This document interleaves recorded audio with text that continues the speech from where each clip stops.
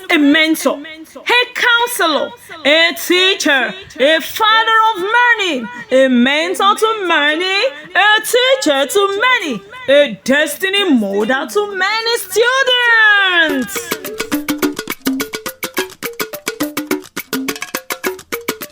Ta ló ń ṣọjọ́ ìbí lónìí o? Olúwa ṣe yìí fún mi. Ta ló lọ́jọ́ ìbí oníṣẹ́ olówó orí ọmọ lọ́lá?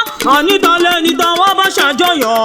Bàbá wọn olóríire, òre 1, òre 2, òre 3, òre 4. Mo ní òre tó pọ̀ jaburata. Aláṣẹ gbogbo iléeṣẹ́ mẹ́tùmẹ́tì pátápátá. Mẹ́tùmẹ́tì Life Foundation, òun ni mẹ́tùmẹ́tì Community Marital Bliss, òun ni mẹ́tùmẹ́tì Joyful Parenting, òun ni mẹ́tùmẹ́tì Singles and Youth, òun ni mẹ́tùmẹ́tì Group of Schools, òun ni mẹ́tùmẹ́tì Famuka, òun ni mẹ́tùmẹ́tì both in Nigeria and abroad, òun ni olówó orí ọmọ lọ́lá, okú àjọ̀dún orí kádùn, ọmọ ta ni mọ̀ wò, ò ní fẹ́ yí ṣàṣemọ́. Ilé ni mo wà lọ́mọ lọ́lá bá pè mí sórí aago. Ó ní OGEAYO'S jáde wá sí gbàgede kó wá bá mi kó lówó orí mi tó lé lọ́dún kan lónìí. Ó láyọ̀ mi ni ó sì bá mi gbé gẹ́gẹ́ bí ẹ̀yìn. Ó nífẹ̀ẹ́ ayé mi ni jọ̀wọ́ wá bá mi kí dáadáa. Ó lọ́kàn tó fi ṣàdúrà fọ́kàn ni jọ̀wọ́ wá bá mi ṣàpọ́nlé rẹ̀.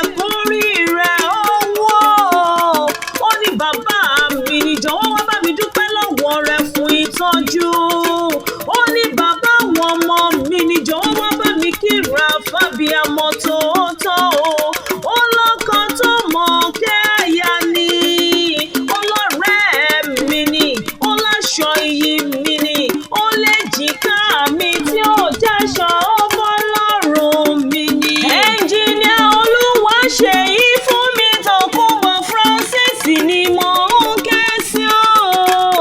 Olówó orí ọmọ lọ́lá máa dá gànjọ́gànjọ́ dún ẹ lóde. Bàbá àwọn ọmọ olóríire, ọdún ìgbéga ló sì mọ̀ṣẹ́ lágbára dání wáyé.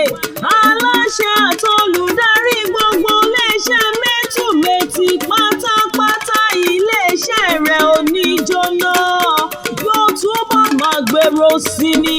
Àyà rẹ̀ ní kí ó bí ológun ẹ̀rọ. Ó ní kí ó bí ọlọ́gbọ́n ìwọ̀fà o.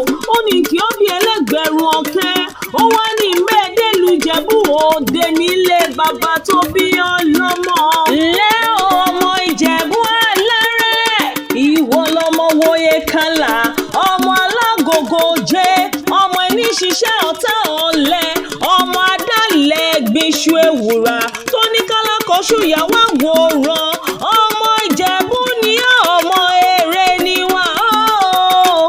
Ìwọ lọmọ àfìdípọ̀ tẹ mọ́lẹ̀, ìwọ lọmọ àjàgbàlúrà, ọmọ alágẹmọ mẹ́rìndínlógún o.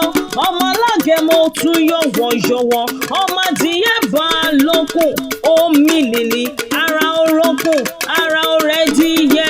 Ìwọ lọmọ lọ́wọ́ ṣẹ̀ ń báyẹ̀ o. Ìran Ìjẹ̀bú ti náwó dọ́là kò ìbọn tó kówó dé. Òyìnbó kówó dé tán lówó òun pọ̀ sí i. Ló fi dowó ẹrú, ló fi dowó ọmọ, ló fi ń pé kékeré Jẹ̀bú owó, àgbà Jẹ̀bú owó, dúdú Jẹ̀bú owó, pupa Jẹ̀bú owó, ọkùnrin Jẹ̀bú owó, obìnrin Jẹ̀bú owó. Gbogbo Jẹ̀bú tí mo mọ̀ ló lówó lọ́wọ́. Tọmọ ta ni mọ̀ wò náà kúkú yàtọ̀ nínú wọn. Ọmọ alájọ bí òní o. Mẹ́bí bí ìwà ènìyàn bá sùn wọn tẹrú tọmọ ni ó máa pọ́n lé.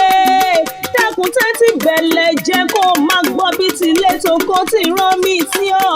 Pastor and Lady Evangelist Israel Abiodun ní wí fún ọ wípé ò ní ká gógó ṣọdún.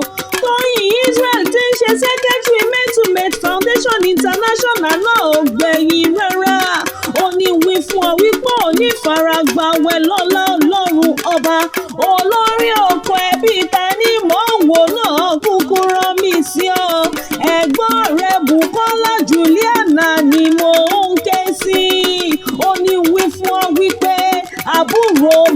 àtàtà wàá dàgbà wàá dógbó olóòní dání kan ṣayé lágbára Elédùmarè ọba àná rẹ àtàtà náà ní kí ọ dáadáa o. pásítọ̀ Bámidélé ọmọ wòlíì wànú ní wí fún ọ wípé ìbùkún ni fún ọ nígbà gbogbo. aláṣẹ àtolùdarí Mercy Speaks School àti Mercy Speaks Enterprise náà rán mi sí ọ. Mr and Mrs Olúwaṣíjìbọmi Ọ̀nàbànjọ ni mo ń ké sí. wọ́n ní wí fún ọ wípé onítọ́jú lẹ́mọ́lẹ̀ lọ́lá Ọlọ́run gbogbo àwọn ọmọléèwé mẹ́tùmẹ́tì ní kí ọ. wọ́n ní dádì ẹ ó túbọ̀ pẹ́ fún wa lágbára Ọlọ́run ọba. àwọn Girls Foundation ní wí fún ọ wípé ọlọ́run oníjàjò rẹ̀yìn lọ́lẹ̀ Elédùmarè gbogbo òṣìṣẹ́ rẹ ní kí ọ. wọ́n ní ọ̀gá wa òkè òkè ló máa lọ nírẹ̀lẹ̀ láéláé. èmi kà ṣe wọn Fámílì Adéròtì mi ní ìwé fún ọpọ́dọọdún làwọn máa rí ọ nínú ìdẹ̀ra. Lady Evangelist Ìbíkẹ́ Òjó ní kí ọ. wọ́n ní wí fún ọpọ́lọ́run yóò túbọ̀ máa gbà fún ọ. wọ́n láàánú Olúwa ò ní fi ọ́ sílẹ̀ láéláé. grandma ta ni mò ń wò sọpọ́mọ́ mi àtàtà ṣèyí ṣàmọ́dún àṣàmọ́dún ṣẹ̀mí lágbára Ọlọ́run ọba. wọ́n lò ní báwọn lọ́jà wẹ́rẹ́wẹ́rẹ́ ó ní báwọn lọ́jà wàràwàrà ó ní kánjú kú àtẹ̀pẹ́ ló tẹ̀lé yìí pẹ́. aláṣẹ iléeṣẹ́ value and làárọ̀ mi sí ọ. ọlọ́dún yìí ọdún yìí gbóhùn mèremère ṣe ni fún ọ. olówó orí ọmọ lọ́lá àyà rẹ ní gbóhùn dúpẹ́ lọ́wọ́ rẹ gidi gan ni. ó ń dúpẹ́ ó ń dúpẹ́ fún iṣẹ́ ìfarasìn rẹ fáwọn ọmọ ènìyàn. ó ní dùnú àwọn tó yí ọkàn ní dùnú ìwọ gangan.